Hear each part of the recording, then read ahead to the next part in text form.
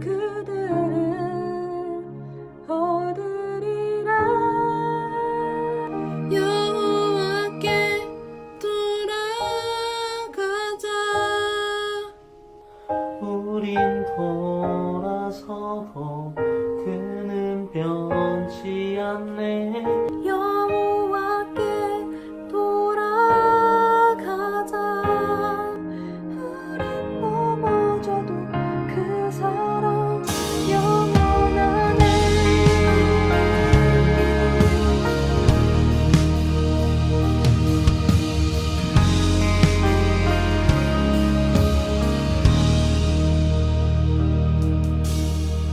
내 백성이 나를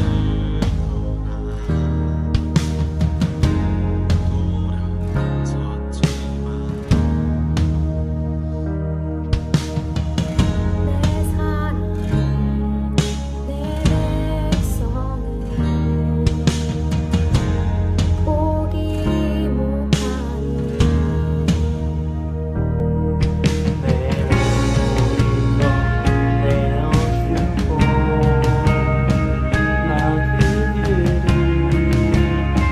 얻으리라. 여호와께 돌아가자. 우린 돌아서도 그는 변치 않네.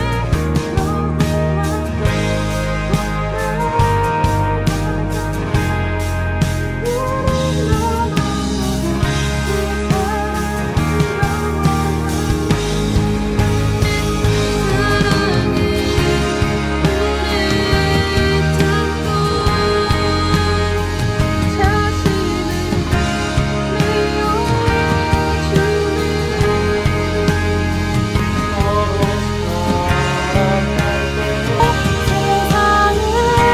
돌아가자. 우린 넘어져도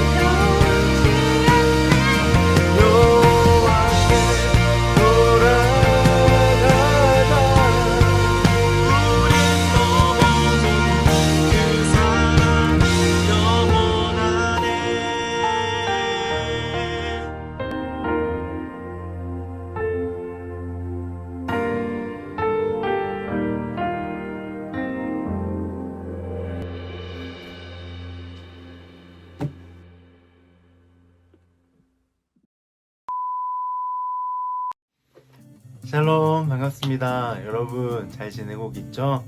그래요. 대구 경북 지방에도 코로나 바이러스 확진자가 점점 줄어들고 있는 것 같습니다. 이 말은 곧 우리가 만날 날이 얼마 남지 않았다라는 의미이기도 한데 우리 빨리 만났으면 좋겠어요. 그쵸? 저는 참 보고 싶어요. 여러분들 만날 그날을 기대하고 또 기도하면서 또 기다리고 있습니다. 여러분 우리 그날에 서로 성장한 모습으로 함께 모여서 하나님을 기쁘시게 하는 예배로 하나님께 나아갔으면 좋겠습니다. 아멘? 아멘이시죠? 좋습니다. 자, 오늘 우리가 함께 나눌 말씀은 열왕기상 11장 1절에서부터 13절까지 말씀입니다. 여러분들 아직 성경을 읽지 않고 오셨다면 성경을 한번 읽었으면 좋겠어요. 제가 가진 성경은 구약성경 531페이지고요. 열왕기상 11장 1절에서 13절까지 말씀입니다. 자, 다 읽고 오셨죠? 자, 11장 1절에서 13절까지 말씀을 나눌 텐데 먼저 11장의 소제목을 한번 살펴보면 제 성경책에는 이렇게 기록되어 있습니다. 솔로몬의 마음이 여호와를 떠나다. 여러분, 솔로몬의 마음이 왜 여호와를 떠나게 되었을까요? 솔로몬은 어떠한 사람이었습니까? 저희가 한 4주 정도 솔로몬에 대해서 함께 나누었는데 저희가 4주 동안 살펴본 솔로몬은 정말 하나님을 사랑해서 온 마음과 정성을 다해 일천번제를 드렸던 사람입니다. 또한 하나님의 뜻을 헤아리고 그 뜻을 행하기 위하여서 하나님께 듣는 마음, 곧 하나님의 지혜를 달라라고 구했던 사람이 바로 솔로몬입니다. 그리고 그 지혜로 말미암아 하나님의 뜻을 이루기 위해서 힘썼던 사람, 또 그렇게 이루어갔던 사람이 솔로몬이었고, 아버지 다시 이루지 못했던 그 성전을 건축하는 것을 이룬 사람이 바로 솔로몬이었습니다. 그곳에서 하나님을 온전하게 예배하기 위해 힘썼던 사람이 바로 솔로몬입니다. 근데 그랬던 솔로몬이 왜 하나님을 떠나게 되었을까요? 어떠한 이유로 하나님을 떠나게 되었을까요? 우리 그것을 1절 말씀에서 이야기하고 있는데요. 1절 말씀에 보면 이렇게 이야기합니다. 솔로몬 왕이 바로의 딸 외에 이방의 많은 여인을 사랑하였으니. 솔로몬이 어떻게 했다고요? 이방의 많은 여인들을 사랑했다라고 이야기합니다. 이방의 많은 여인들을 사랑했기 때문에 사랑했던 하나님께로부터 돌아서서 이방의 여인들을 향해서 살아가다 보니까, 또 그 사람들을 사랑하다 보니까 하나님과 점점 거리가 멀어지게 되는 거죠. 그렇게 하나님과의 사이가 멀어졌고 솔로몬의 마음이 하나님을 떠나게 된 것입니다. 그런데 솔로몬이 이방 여인을 사랑하게 된 그 시작을 보면 솔로몬은 좋은 의도를 가지고 있었다는 것을 알 수 있습니다. 이 솔로몬이 어떠한 좋은 의도가 있었냐면 이스라엘을 강한 나라로 만들고 싶은, 그런 강대국으로 만들고 싶은 그런 좋은 의도가 있었던 것입니다. 그래서 주변의 이웃 나라들과 이방 나라들과 결혼을 빌미로 동맹을 맺으려 한 거죠. 그런데 그 결과가 어떠했다고요? 하나님으로부터 멀어지게 되었습니다. 하나님을 떠나는 결과를 맞이하게 됩니다.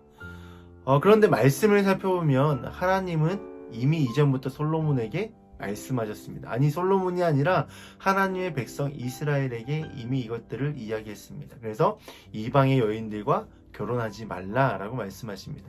그 말씀이 2절 말씀인데요. 2절의 말씀에 보면 이스라엘 자손에게 말씀하시기를 너희는 그들과 서로 통혼하지 말며 그들도 너희와 서로 통혼하게 하지 말라라고 분명히 말씀하셨어요. 그런데 이것이 언제 말씀하신 거냐면 여호와께서 일찍이 이 여러 백성에 대하여 말씀하셨다라고 이야기해요.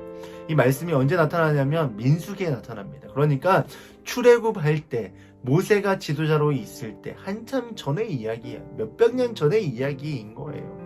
그런데 솔로몬은 이 말씀을 알았음에도 불구하고 자신이 좋은 의도를 가지고 있기 때문에 자신이 계획한 대로 그 일들을 진행해 나갑니다. 그런데 그 결과가 어떻게 됐다고요? 하나님으로부터 멀어지는 결과를 맞이하게 됩니다.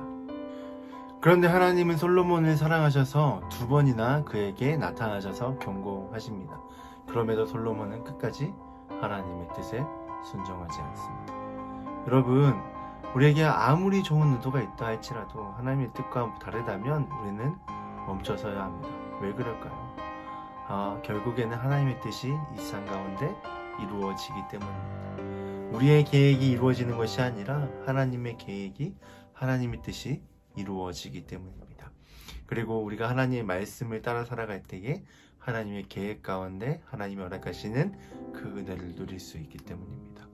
오늘 말씀을 통해서도 그걸 발견할 수 있는데요. 솔로몬의 그 좋은 의도가 이루어진 것이 아니라 솔로몬이 세웠던 그 지혜로운 계획이 이루어지는 것이 아니라 오히려 하나님이 솔로몬에게 말씀하신 그 뜻이 이루어지기 때문입니다. 11절 말씀에 보면 솔로몬에게 하나님이 이렇게 말씀하십니다. 내가 내게 명령한 법도를 지키지 아니하였으니 내가 반드시 이 나라를 내게서 빼앗아 내 신하에게 주리라. 하나님께서 솔로몬에게 이 나라를 뺏어서 내 신하에게 주신다 말씀하셨는데, 솔로몬이 죽은 이후에 르호보암 때에 솔로몬의 신하였던 여로보암이 북이스라엘을 차지하게 됩니다. 이스라엘이 분단 국가가 되어 남유다 북이스라엘이 나누어지게 되는데, 이 북이스라엘이 여로보암의 통치로, 솔로몬의 신하였던 여로보암의 통치로 다스려지게 됩니다. 하나님의 말씀이 이루어진 것이죠. 솔로몬의 좋은 의도가 완성된 것이 아니라 하나님의 말씀이 이루어진 것입니다. 사랑하는 여러분, 하나님은 이런 분이십니다. 이 땅을 다스리시는 분이시고 약속한 대로 이루어가시는 분이시고 그렇게 하나님의 뜻대로 다스리시는 분이십니다. 사랑하는 여러분, 이 말씀을 통해서 이 땅의 진정한 왕이 누구이신지를 우리는 다시 한 번 더 깨달을 수 있습니다. 이 땅을 다스리시고 이 땅을 통치하시고 이 땅을 이끌어 가시는 분이 누구이신지를 다시 한 번 더 깨닫게 됩니다.